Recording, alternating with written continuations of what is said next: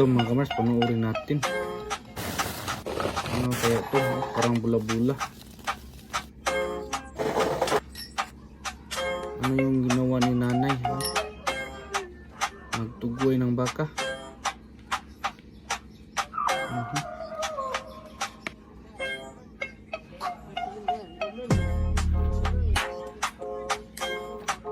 Agoy, yun pala yun, oh. Ita pala ng baka, oh. Ano gagawin kay nanay nito?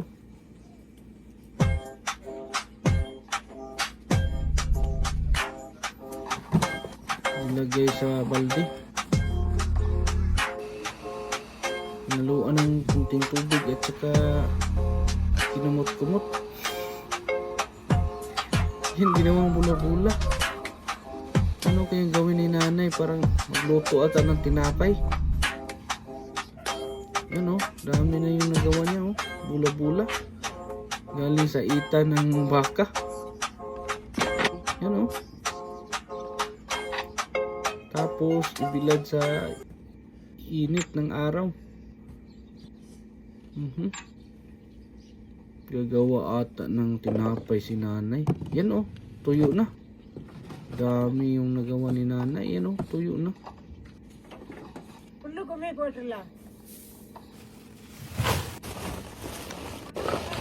Naglaway ako tuloy ng nay.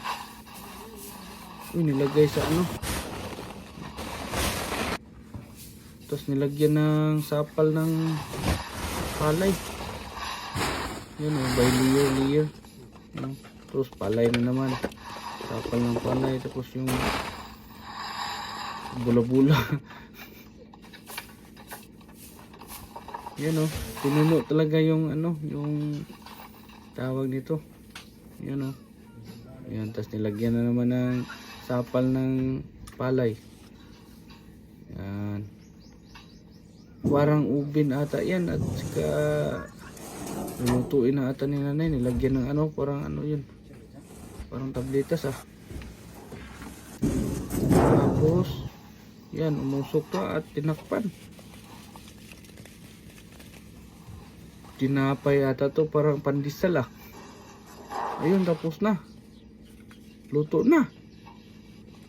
Ayan, para ng ano, para ng tawag nito. Ano, bula-bula, oh.